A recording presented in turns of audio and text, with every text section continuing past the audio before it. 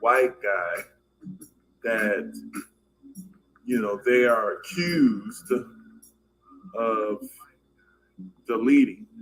Now, we don't know what happened, but the white supremacists got the whole country flooded with this misinformation just because it's coming from the police. Fox News picked up this story. These people, these brothers, these are two brothers, Deshawn Stafford Jr., Tyler Stafford. We haven't heard from their parents. We haven't heard, and Donovan Jones. They were outside near LeBron James' school playing basketball in their own neighborhood. All right. They didn't have any weapons on them except their arms and each other. I'm gonna read a little bit of this real quick. So they call them suspects. This is Deshawn, Tyler, Donovan. Okay. They want you to empathize with this white guy, this little white guy, and these white people who were driving around shooting at black people in black neighborhoods. This 17-year-old Liming was beaten. Well, they claim he was found beaten near the I Promise school. Now, keep in mind, we don't have any trials or anything. All of this is accusations. We don't know what happened, but they want you to empathize with his story, and they've been flooding the airwaves with his story, and his little trolls been out here demonizing the black people. We haven't heard anything from their side. But we got so basically two brothers and their cousin. This is a family. We're all taken into custody Saturday morning. This is in Akron, Ohio. The local and federal authorities have arrested these three suspects. Okay, so just moving down here, they basically calling Donovan, Deshawn, and Tyler suspects because they suspect them. But what do we suspect these white guys of doing? So this is in Ohio. Keep in mind what Ohio's guilty of, Tamir Rice and John Crawford. We're going to get reminded of that in a second. But I just got to do this real quick. They're showing all of these little nice little kid pictures of this guy. Okay. Then they got they tell you Akron police, yada yada, investigators, violence must stop. Are they out of their minds? But right here in this, okay, so Liming, 17-year-old, whatever, they tell you about his life. Now here it is. They hear from the kid, the boy, this guy's mom. Okay, here it is. Liming, a 17-year-old senior at Firestone Community Center, was found dead near the basketball courts at the I Promise school. Okay? Now, I just want everybody to see this real quick because I put this on my Twitter. I think I did. All right. Sorry about that. I put the wrong thing out. Oh, look. Hold on. Now we got Tamir Rice, but I just want to show something real quick. Did I put it up? Did I put it up? Did I put it up? Maybe I didn't. All right, maybe I didn't put it up. But the bottom line is, let me post it now because I just want y'all to see this.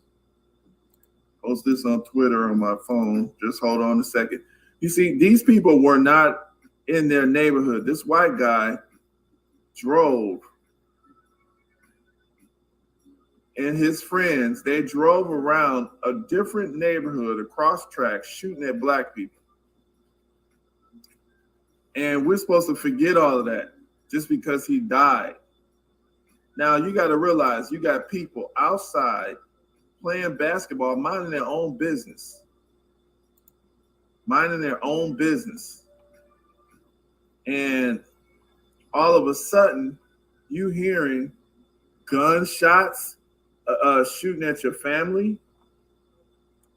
The shots hurt, especially if you've never been shot before. You don't know how it feels to get shot. Look at this. This here, this is where that Firestone school is. Okay. Down here, St. Vincent Mary's. It takes, if you just drove straight there, it took at least 9 minutes. So about 10 minutes to drive to the I Promise school if they were starting from their school, the school that they go to. So they must live in this area somewhere if they go into this Firestone school. They're way over here, 3 miles away from their area. And they're out at nighttime shooting at black people playing basketball, shooting at them with a gun that hurts. These little guns hurt. And you got black people on dang on Facebook defending this crap.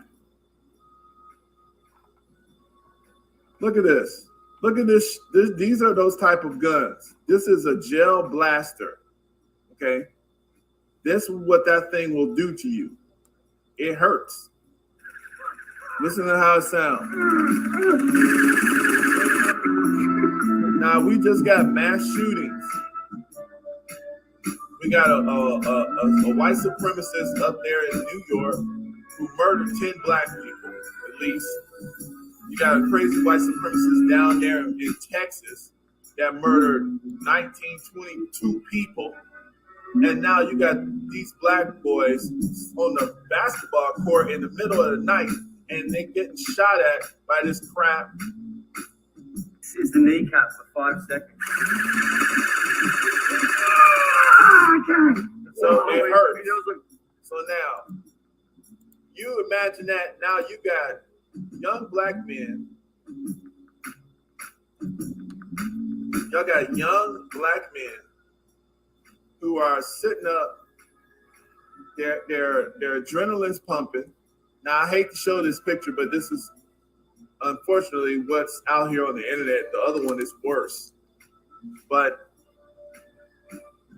they're making these brothers look like crazy, insane people. These are family members. They were full of adrenaline. They got a hold to that white supremacist boy or that suspected white supremacist. And they probably defended themselves. We don't know how that boy died. We really don't.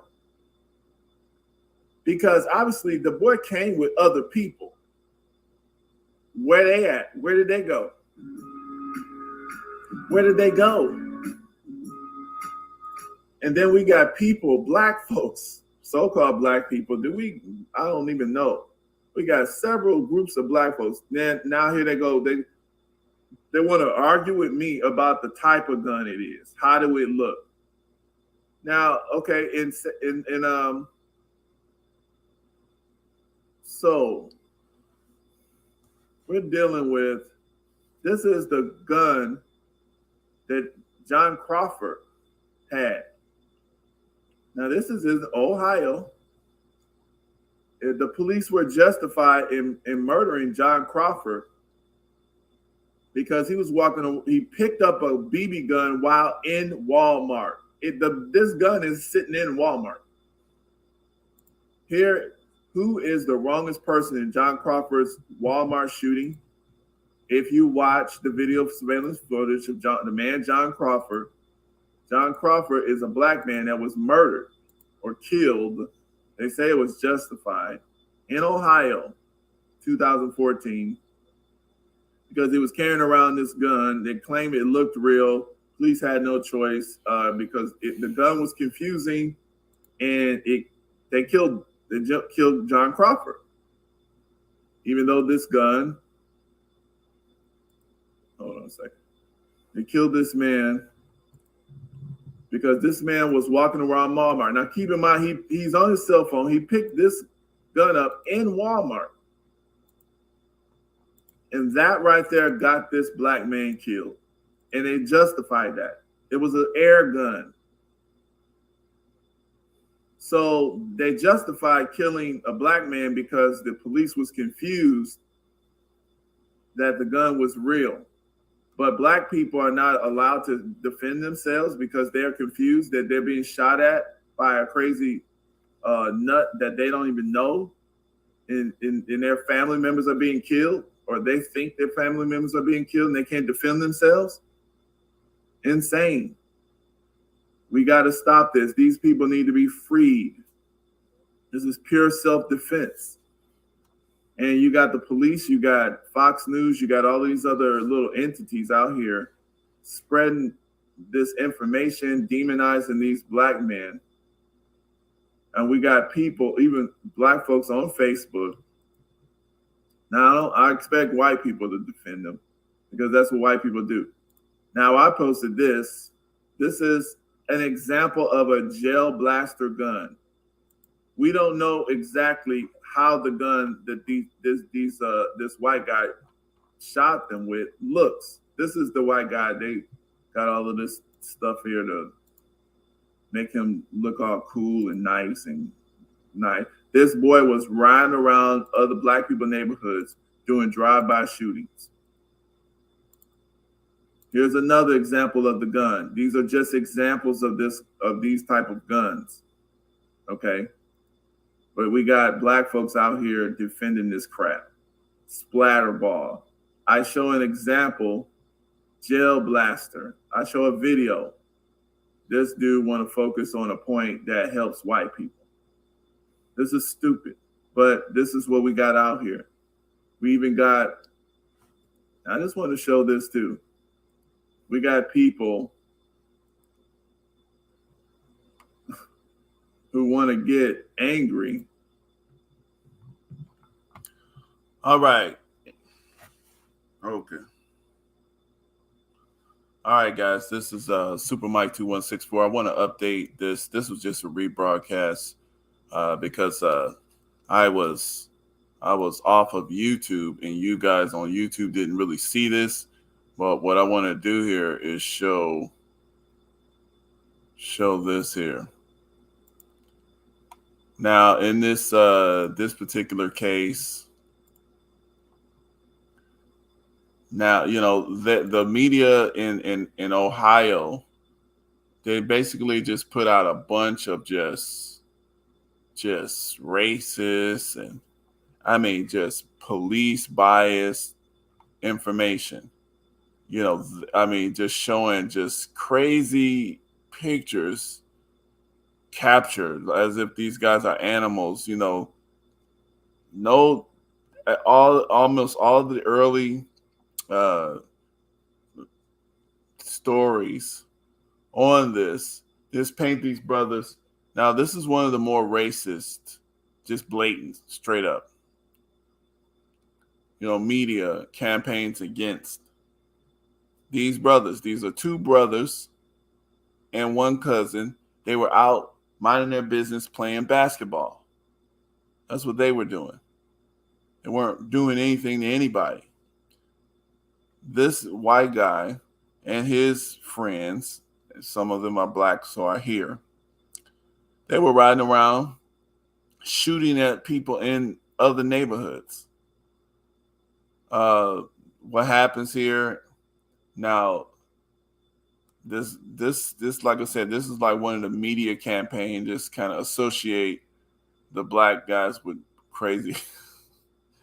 and it's a shame, but this is what goes for. This is allowed out here. This straight racist stuff. Prayers with the Lyman family. But the racists are happy. They're happy. But what's going on is black people get to defend themselves. Here's the 911 call. I want to play this 911 call.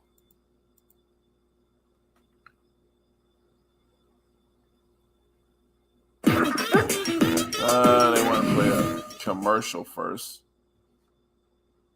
Yeah, after this commercial, we'll hear this 911 call. And the bottom line is this. We got to understand something. June 2nd, 2022. 22 hours, 43 minutes, 34 seconds. Akron 911, what's the location of your emergency? Oh, we're at King School, or no, we're at the I Promise School in Akron, Ohio. Okay. Our friend just got knocked out. Okay. We don't know what to do. What is your name? My name is Ephraim Stefanko. Okay. Is there a fight happening there now? Hey man, we're sorry, man. We didn't mean it.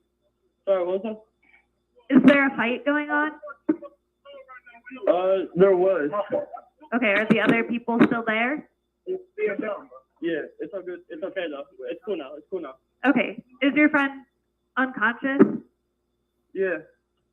Is he breathing? Is he breathing? Yeah, he's breathing. He's breathing. Okay. Are you with him now? Yeah. How old is he?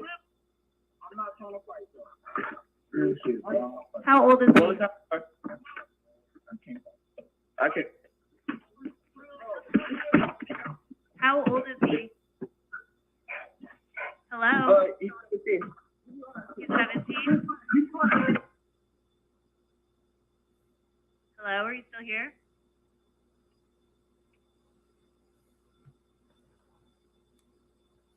All right, so that was the end of that call. Now, keep in mind, it was like the dude, they were actually trying to talk to them, actually. That's what it looks like. They were talking to him. Sounds like they were actually talking to him. These guys went out there shooting at black people.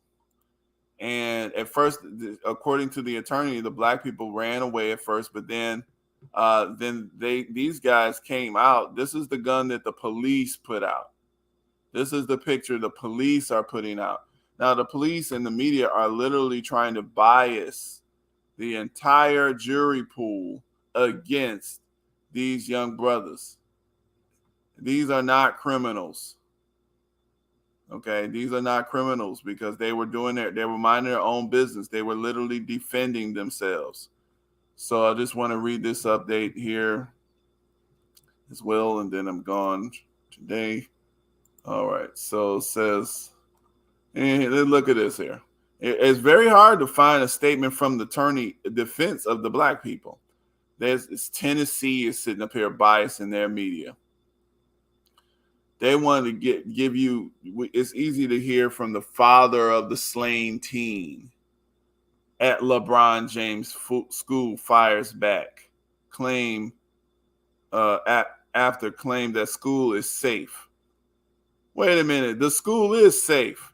You and your little son came bringing his little thuggians over there to assault and to shoot up black people playing basketball in their neighborhood.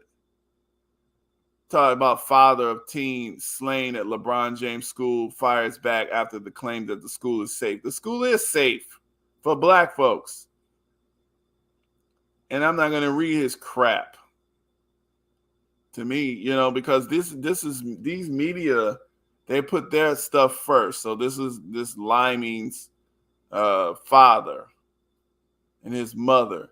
But I'm going to read the statement. At least they put the attorney's statement in here. Where is it at? An attorney for Deshawn Stafford spoke Monday. This is one of the rare articles that I actually see the attorney statement, some defense, because you got all of this assault, all of this police leaking evidence to their media, dirtying up the jury pool against black people. There's no real witnesses that know what's going on, right? That's reliable. The attorney says Sean, this is his client, Deshawn was up there playing basketball with his brother and his cousin. Jonathan Sin, which is the attorney, said he is 5'5", 130 pounds, and it was just the three of them on the court playing when a carload of kids at least 4, a carload of teenagers pulled into the lot. At that point, they opened their windows, okay, and opened fire with what at the time seemed to be a fully automatic firearm. Keep in mind, guys, those guns in a car. Now, you're looking in a car. This is what the police want the public to focus on. They said that what we now know, if you look at some of the articles, what we now know is the splatter ball. This is what the police want you to focus on. I don't know, is this the actual gun from the scene? Because it doesn't look dirty. It looks like it's brand new. The packages look brand new. I'm not sure if this is the actual gun from the scene. So anyway,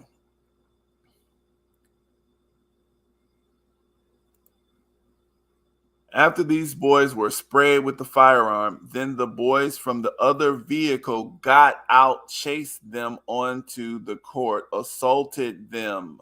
Crime. There's multiple crimes here. And a fight ensued where my client is alleged to have defended himself. So witnesses say that the clients defended themselves. And then that's all they let the attorney say. Then, they let the wife, the mother of the dead boy, have the last word. My son was a good boy, Jennifer Limey.